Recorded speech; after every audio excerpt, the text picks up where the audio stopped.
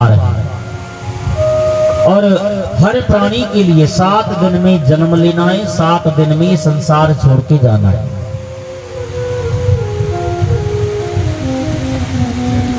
सात समुद्र हैं, 7 ही द्वीप हैं, 7 ही बार हैं, 7 ही विज्ञान के आवरण हैं, 7 लोक ऊपर हैं, 7 लोक नीचे हैं, और 7 ही दिन का प्रत्येक मनुष्य के लिए श्राप लगा हुआ है कि 7 दिन में ही 7 दिन के लिए आना है, 7 दिन के लिए जाना है। इन्हीं 7 जो कुछ भी होना 7 दिनों में होना, और कोई 8 में हो तो बता दो, यही 7 दिन है।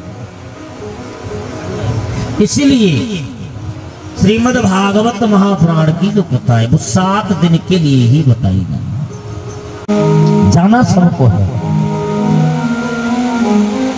क्योंकि जिन्होंने सोने के जिनके महल थे, भाई लंकापति रावण की सोने की लंका थी, लेकिन जाना एक दिन उनको भी पड़ा। इसीलिए हर प्राणी जो इस संसार में जन्म लेकर के आया है वो एक दिन ये संसार छोड़ के अवश्य ही जाएगा। यहाँ पर सूत जी महाराज कथा प्रारंभ करने लगे कि देखो हम तुम्हारे लिए भगवान की जो परम पावनी 7 दिवस की जो कथा है वो सुनाते हैं।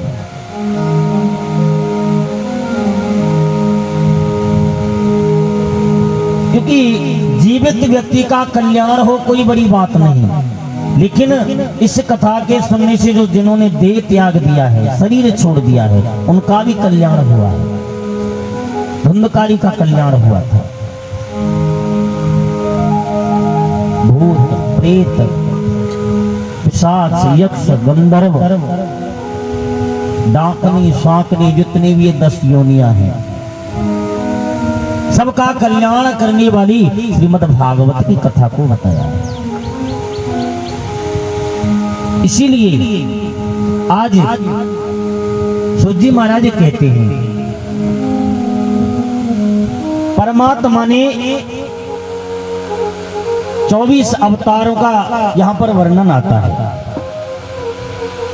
जिनमें से 23 अवतार हो चुके हैं और एक 24वां जो अवतार है वो आगे चल करके होने वाला है, जिसमें प्रथम जो अवतार है वो केवल भगवान का जो नारायण अवतार है जिसे बताया जाता है। दूसरी बार बराह बन करके, तीसरी बार नारद बन करके पंचतंत्र रात्र का उपदेश जो किया है, और ऐसा कहते हैं।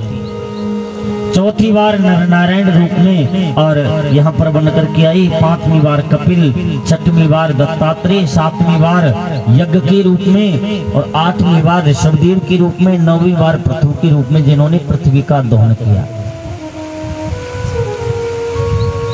आज 10वीं बार परमात्मा मत्स्य अवतार लेकर के आए, 11वीं बार कच्छप और 12वीं बार धनवंतरी अवतार लेकर के अमृत कलश को लेके जब आई थी समुद्र के अंदर से, तो ऐसा कहते हैं देवताओं के लिए अमृत पान करवाया।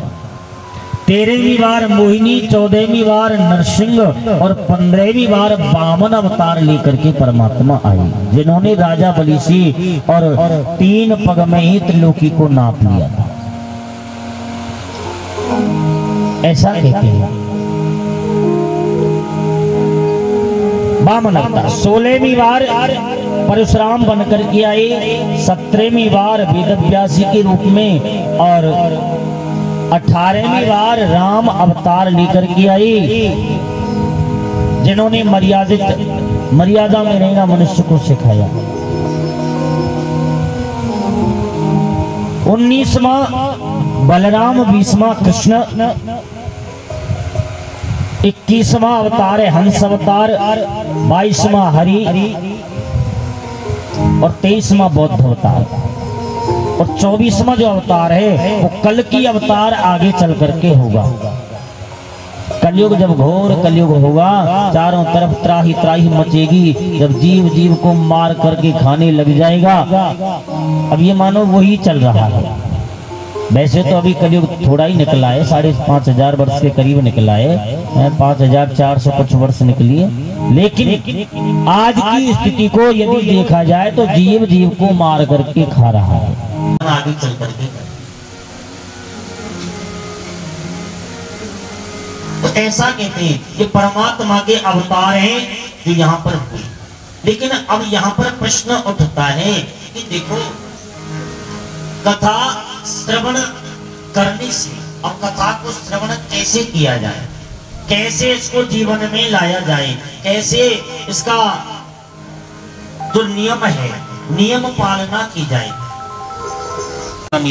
यदि कुछ भी समझ में नहीं आता है तो भगवत नाम का जो संकीर्तन है, जो कीर्तन जो भगवान का हम करते हैं ताली बजा करके मुंह से बोल करके, उसी में ही कल्याण है।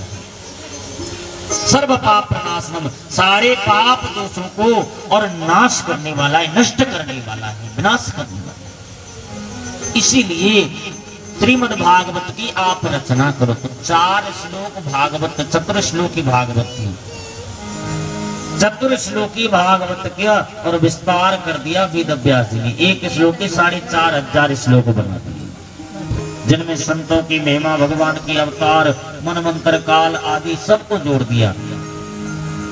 जिनमें भगवान श्री राम का भी चरित्र जोड़ा है, कृष्ण जी का तो पूरा ही चरित्र, 10वें स्कंद जो प्रारंभ होता है वो पूरा ही, और कृष्ण जी का जोड़ा।